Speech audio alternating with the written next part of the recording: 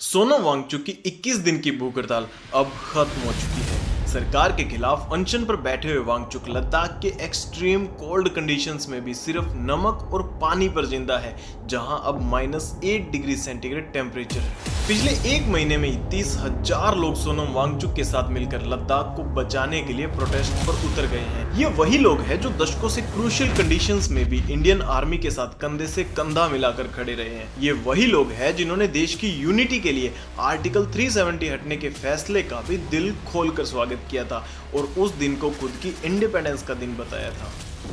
अब यहाँ बड़ा सवाल ये है कि क्यों यही लोग अब सरकार के खिलाफ सोनम वांगचुक के साथ मिलकर प्रोटेस्ट पर उतर गए हैं। वो ऐसे क्या वादे थे जो सरकार ने 370 हटाने के टाइम पर लद्दाख के लोगों से किए थे, और क्या अब सरकार ने सच में उन वादों और लद्दाख के लोगों से मुंह फेर लिया है? मुद्दे की गहराई को जानने से पहले हम सोनम वांगचुक के बारे में जानते हैं, जो प्रोटेस्ट के चलते सोशल मीडिया पर छाए हुए हैं। सोनम वांगचुक एक क्लाइमेट एक्टिविस्ट, इंजीनियर और एजुकेटर है। सोनम वांगचुक वही इंसान है जिनसे इंस्पायर्ड होकर 3 इडियट मूवी में रेंचो का कैरेक्टर बनाया गया था। जैसे काम रेंचो ने मूवी में किए थे, वो ही इनोवेटिव काम रियल लाइफ में सोनम वांगचुक ने भी किए हैं। जैसे 2021 में इन्होंने इंडियन आर्मी के लिए solar heated environment friendly tents design किए थे, जिससे कड़कती ठंड में भी हमारे देश के जवानों को रहने के लिए कंफर्टेबल जगह मिल पाए। और इन्होंने ही लद्दाख में innovative school the students educational and cultural movement of Ladakh setup किया है, जहां कुकिंग, लाइटिंग, हीटिंग जैसे energy based work solar energy से किए जाते हैं। और वो सोनम वांगचुक हैं जो 2013 में लद्दाख के लिए आइस स्तूपास का कॉन्सेप्ट लेकर आए थे। अब जिन्हें इस इनोवेटिव आइडिया के बारे में नहीं पता है, उन्हें बता दूं कि आइस स्तूपास के कॉन्सेप्ट में आर्टिफिशियल ग्लेशियर डेवलप किए जाते हैं। इसके लिए जहां पानी की अवेलेबिलिटी होती है, वहां से एक पाइप के थ्रू पानी लाकर दूसरी जगह पर शावर किया जाता है। और लद्दाख में टेम्परेचर माइनस में होने की वजह से यह पानी फ्रीज होकर ग्लेशियर बन जाता है। फिर थ्रू आउट द ईयर यही मेल्टिंग वाटर लद्दाख के लोग यूज करते हैं। यहाँ आपको बता दूं कि लद्दाख एक हाई एल्टीट्यूड कोल्ड डेजर्ट है, जहाँ पानी की बहुत ज्यादा शॉर्टेज रहती है, और वहाँ के लोगों के लिए ये आइस स्तूपास लाइफ सेविंग है। इसके अलावा सोनम वांगचुक HIL यानी Himalayan institute of alternatives Ladakh के डायरेक्टर हैं। HIL में सिखाया जाता है कि कैसे अपने डेली लाइफ प्रॉब्लम्स को इनोवेटिव तरीके से सोल्व किया जा सकता है without harming the nature and environment. और इन सभी कामों की वजह से वांगचुक को साल दर साल across the globe different awards दिए जाते रहे हैं। जैसे 2017 में इन्हें मिला global award for sustainable architecture, 2004 में ग्रीन टीचर अवार्ड, और ये कुछ और भी अवार्ड्स हैं जो आप अभी अपनी स्क्रीन पर देखोगे। इनकी लाइफ से शायद आपको ये तो समझ आ ही गया होगा कि लद्दाख के क्लाइमेट और इन्वायरमेंट के लिए सोनम वांगचुक के दिल में कितना प्यार भरा है। और यही प्यार सोनम वांगचुक ने अपनी टीचिंग्स और इनोवेशन से लद्दाख के हर एक इंसान के दिल में भरा है। और यही कारण है कि आज लद्दाख को बचाने के लिए वांगचुक की एक पुकार पर 30,000 से ज्यादा लोग प्रोटेस्ट में उतर गए हैं। पर अब यहाँ बड़ा सवाल ये है कि लद्दाख को आखिर हुआ क्या है कि लोग उसको बचाने के लिए सड़कों पर उतर गए हैं। आखिर क्यों सब बोल रहे हैं कि Ladakh is dying?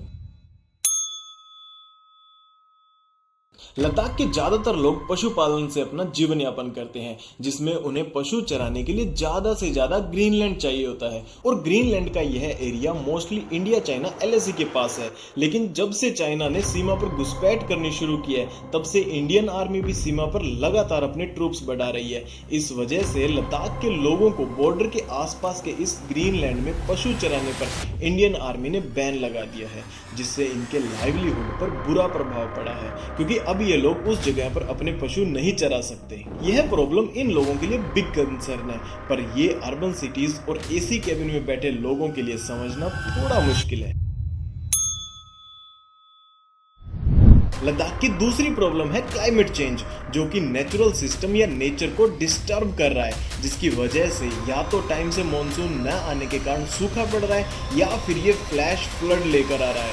Indian express के एक आर्टिकल में सामने आया है कि लद्दाख के अंदर स्नोफॉल में डिक्लाइनिंग ट्रेंड नोटिस किया गया है। शायद आपने भी किसी न्यूज़पेपर में ये हेडलाइन पढ़ी होगी और आपको ये नॉर्मल लगा होगा, पर लद्दाख के लोगों के लिए बहुत बड़ा कंसर्न है। और स्नोफॉल में इस डिक्लाइन के कारण साल दर साल लद्दाख में में सूखे की समस्या बढ़ती जा रही है, जिस कारण से लोग कम पानी वाली जगहों से अच्छे रिसोर्सेज वाली जगहों पर माइग्रेट कर रहे हैं। अब यहाँ गौर करने वाली बात यह है कि अगर लद्दाखी लोग ऐसे ही माइग्रेट करते रहे तो यह बड़ी बात नहीं होगी कि जिस जगह पर लोग माइग्रेट करके जा रहे हैं उस जगह पर भी एक दिन रिसोर्सेज की कमी हो जाए। तो अब हम ये समझ सकते हैं कि क्लाइमेट चेंज से निपटने के लिए लद्दाख में सस्टेनेबल डेवलपमेंट की जरूरत तो है। ऐसा डेवलपमेंट जो नेचर से छेड़छाड़ किए बिना हो, जैसा कि हमने सोनम वांगचुक के आइस टूपास मॉडल में देखा है। लद्दाख के लोग जो प्रोटेस्ट कर रहे हैं उनकी एक बड़ी चिंता यह भी है कि 2019 में 370 हटने के बाद जो डेवलपमेंट लद्दाख में सेंट्रल गवर्नमेंट कर रही है या बाहर के लोग आकर कर रहे हैं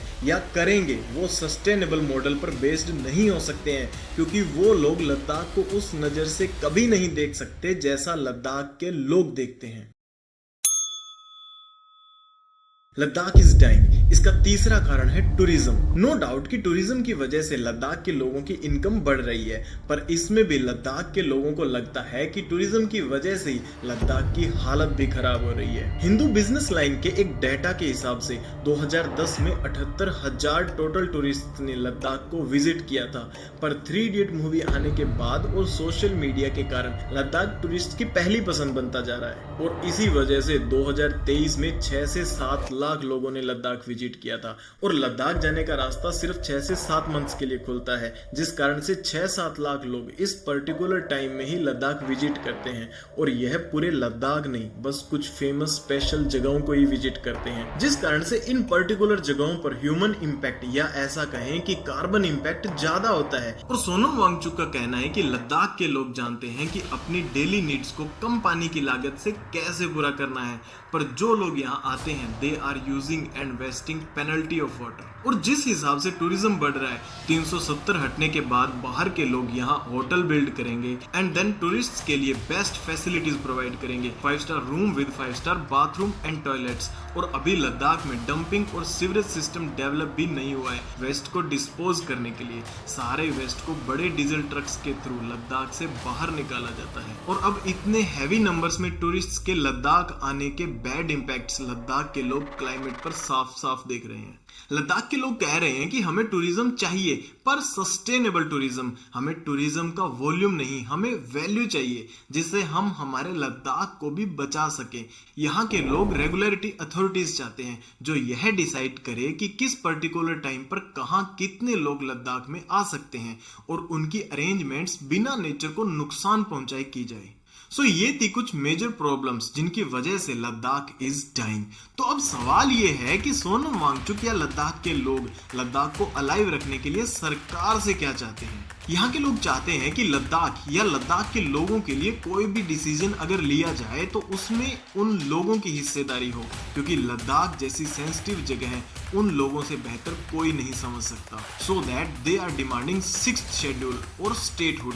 अब 6th शेड्यूल और स्टेटहुड से लद्दाख के लोगों को पॉलिसी मेकिंग में हिस्सेदारी कैसे मिलेगी, ये समझने से पहले हमें लद्दाख की जियोपॉलिटिकल सिचुएशन समझनी होगी। 2019 में 370 हटने के बाद जम्मू कश्मीर से लद्दाख को अलग करके एक यूटी बना दिया गया, यानी it will ruled under central government. तो मतलब अब लद्दाख के लिए सारे फैसले केंद्र सरकार लेगी, जो कि लद्दाख के लोगों को नॉन डेमोक्रेटिक लगता है, क्योंकि इतने बड़े लद्दाख से लोगों को सिर्फ एक लोकतांत्रिक पद चुनने का अधिकार है, यानी इतने बड़े यूटी में ओनली एक एमपी की सीट है। इसलिए उनका कहना है कि हमें स्टेटहुड का स्टेटस मिलेगा तो हमारी खुद की लेजिस्लेटिव असेंबली होगी, जिसमें हमारे बीच में से लोग उठकर लद्दाख के रिप्रेजेंटेटिव बनेंगे, जिससे पॉलिसी मेकिंग में हमारी भी हिस्सेदारी रहेगी, जैसे दिल्ली यूटी में है। और जो 6th शेड्यूल है जो अभी ट्राइबल ईस्टर्न स्टेट्स में इम्प्लीमेंट है, इसमें एडीसी यानी ऑटोनोमस डिस्ट्रिक्ट काउंसिल्स बनाई जाती है। इसमें किसी पर्टिकुलर एरिया में रहने वाली कोई पर्टिकुलर कम्युनिटी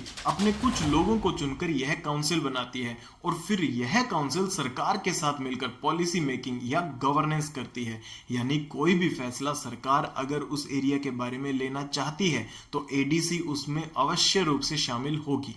और तीसरा, लद्दाख के लोग चाहते हैं कि खुद का पब्लिक सर्विस कमीशन होना चाहिए, जैसे बाकी स्टेट्स में होता है, जैसे बिहार में बिहार लोक सेवा आयोग, राजस्थान में राजस्थान पब्लिक सर्विस कमीशन, ताकि लद्दाख से जो गवर्नमेंट ऑफिशियल सेलेक्ट हों वो लद्दाख से बिलोंग करेंगे, तो लद्दाख के लिए बेस्ट डिसीजंस भी ले पाएंगे। लद्दाख के लोगों की डिमांड कोई पॉलिटिकल एजेंडा नहीं है, यह उनकी और लद्दाख के हक की बात है। और जिसे डेमोक्रेसी का फोर्थ पिलर कहा जाता है वो मीडिया इसे कोई कवरेज नहीं दे रहा है, जो कि बहुत बड़ी दुखद बात है। हमारी रिक्वेस्ट है उन लोगों से जो तेरी पार्टी मेरी पार्टी को छोड़कर देश और एनवायरनमेंट के हित में सोचते हैं, वो लोग लद्दाख के साथ जुड़े, लद्दाख के लोगों के साथ में जुड़े और उनके हक के लिए आवाज उठाए। जय हिंद।